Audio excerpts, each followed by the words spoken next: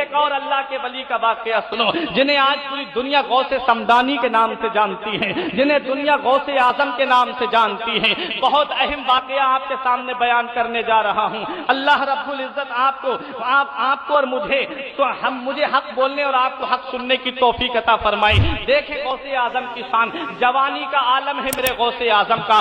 آپ اعلان فرماتے ہیں، آپ نے ارشاد فرمایا کہ کون ہے جو ہمارے ساتھ حج کرنے کے لیے جانا چاہتا ہے؟ تقریباً 14 یا 1600 لوگوں کی جماعت ہے، میرے غوث اعظم کے ساتھ حج کرنے کے لیے تشریف لے گئی۔ جب میرے غوث اعظم مکہ مکرمہ پہنچتے ہیں تو وہاں کے ایک بہت بڑے مفتی تھے، وہاں کے ایک بہت بڑے عالم تھے جو مکہ شریف میں دارالفتہ کھولے ہوئے تھے، اور ان کو اپنے علم کے اوپر بہت ناز تھا، انہیں اپنی صلاحیت پہ بہت ناز تھا، انہیں اپنی قابلیت پہ بہت ناز تھا۔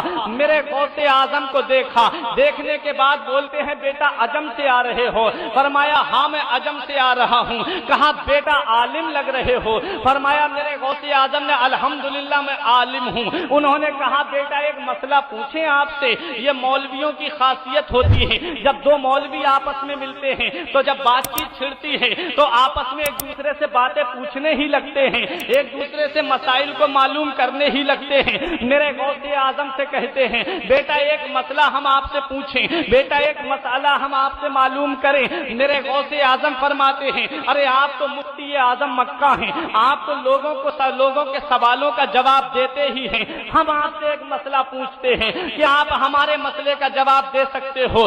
انہوں نے کہا بیٹا ہم نے تو مکے میں دارالفتہ کھول رکھا ہے، ہمارے پاس لوگ استفتاء لے کر کے آتے ہیں، ہم انہیں جواب دیتے ہیں، ہم تو سب کے سوالوں کا جواب دے رہے ہیں، تم بھی اپنا سوال کرو۔ کیونکہ انہیں اپنے علم پہ بہت ناز تھا، انہیں اپنی قابلیت پہ بہت ناز تھا۔ میرے غوث اعظم نے ایک سوال ان سے کیا، اچھا یہ بتائیے میرے نبی نے اپنی زندگی مبارکہ میں کئی بار غسل کیا ہے، مجھے اس غسل سے کوئی مطلب نہیں، مجھے مسئلہ پوچھنا یہ ہے کہ جب میرے نبی کو آخری غسل دیا گیا اور آخری غسل مولا علی شیر خدا نے دیا تھا، اس وقت میرے نبی کو جو غسل دیا گیا تھا اس غسل کے پانی کا کیا ہوا؟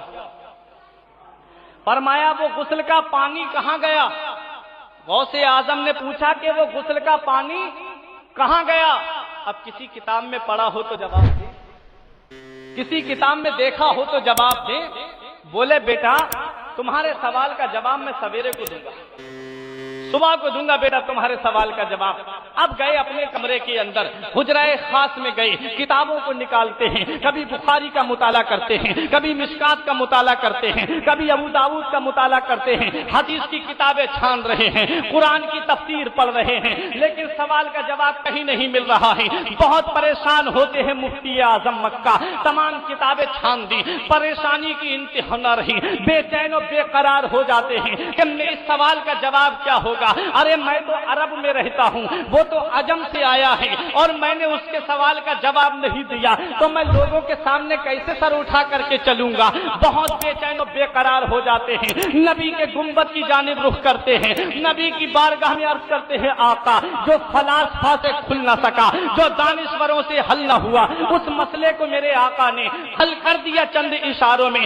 آقا آپ ہی بتائیے، آقا آپ ہی رہنمائی فرمائیے، ورنہ دنیا کیا کہے گی؟ مکے میں رہنے والے مفتی جواب نہ دے سکے، مکے میں رہنے والے عالم جواب نہ دے سکے، آپ ہی بتائیے جب بے چینی کا عالم طاری ہوا تو اسی عالم میں ان کو نیند آ جاتی ہے، اور جب نیند آتی ہے تو قسمت کا ستارہ بیدار ہو گیا، نصیبہ ان کا جگ گیا۔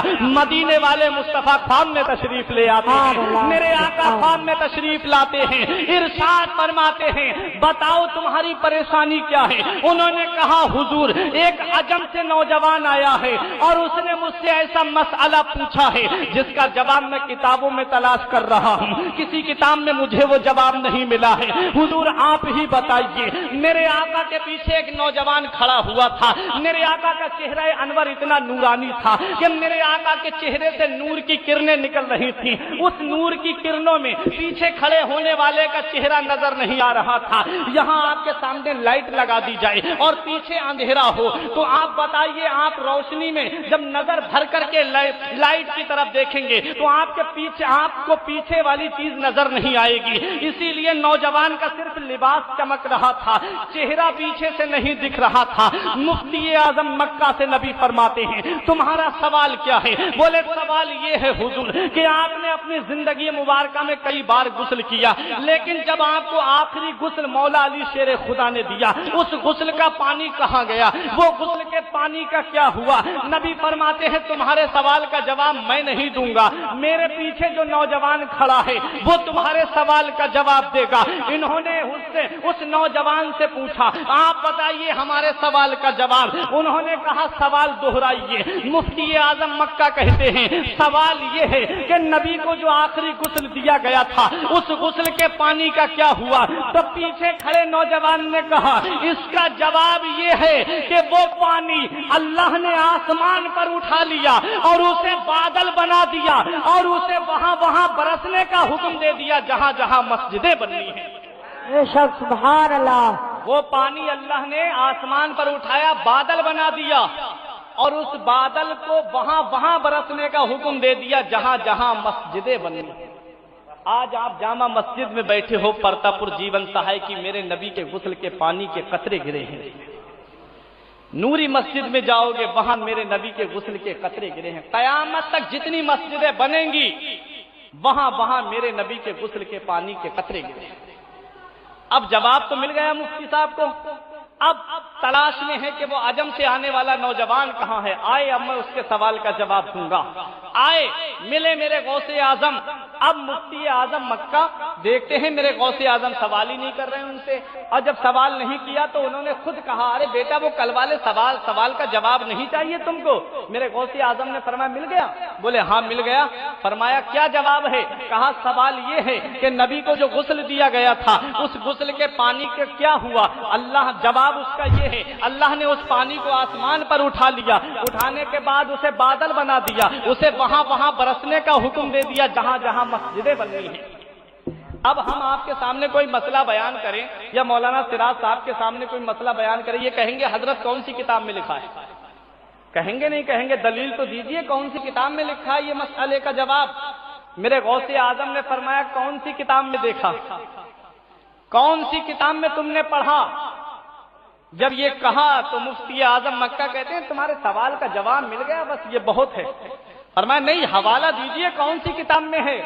بولے کتاب میں نہیں, مجھے کسی نے بتایا ہے. بولے کس نے بتایا ہے؟ فرمایا بولے نبی نے بتایا ہے. اب نوجوان نے کہا کیا واقعی نبی نے بتایا ہے, سچ بول رہے ہو؟ بولے ارے تمہیں جواب مل گیا. بولے پورے بات تم بتاتے ہو کہ آگے کی میں بتاؤں؟ بولے کہنا کیا چاہتے ہو؟ نوجوان نے کہا میرے غوث اعظم نے کہا ارے آگے کی بات میں تمہیں بتاتا ہوں. تم میرے پاس سے گئے تھے, اپنے حجرے میں گئے تھے, تم نے کتابوں کا مطالعہ کیا تھا لیکن جواب تمہیں نہیں ملا تھا. تم بے میں سو گئے تھے, خواب میں نبی تشریف لائے تھے. بولے ہاں نبی تشریف لائے تھے. فرمایا نبی سے تم نے سوال کیا تھا؟ بولے ہاں میں نے نبی سے سوال کیا تھا. فرمایا نبی نے فرمایا تھا اس کا جواب میں نہیں دوں گا, میرے پیچھے کھڑا نوجوان دے گا. بولے ارے تمہیں کیسے پتا؟ فرمایا اس نوجوان نے تمہارے سوال کا جواب دیا تھا. بولے ہاں دیا تھا. فرمایا میرے غوث اعظم نے کیا تم نے اس نوجوان کو پہچانا؟ بولے میں ان کا چہرہ نہیں دیکھ پایا تھا. میرے غوث اعظم کو جلال آتا ہے, ارشاد فرماتے ہیں کیا اس کا لباس یہ تو نہیں تھا؟ بولے ہاں اس کا لباس یہی تھا. میرے غوث اعظم نے فرمایا جس نے تمہارے سوال کا جواب دیا تھا وہ کوئی اور نہیں تھا, وہ بغداد کا غوث اعظم میں ہی ہوں, وہ عبد القادر جیلانی میں ہی ہوں. قدموں پہ گر گئے مفتی اعظم مکہ اور گر کر کے بریلی کی امام کی زبان میں سنو. بریلی کا امام فرماتا ہے کہ سر بھلا کیا کوئی جانے کے ہے کیسا تیرا, سر بھلا کیا کوئی جانے کے ہے کیسا تیرا. اولیاء ملتے ہیں آنکھیں وہ ہے تلوا تیرا, اولیاء ملتے ہیں آنکھیں وہ ہے تلوا تیرا. تیری سرکار میں لاتا ہے رضا اس کو سپی, تیری سرکار میں لاتا ہے رضا اس کو سپی, جو میرا غوث ہے اور لاڈلا بیٹا.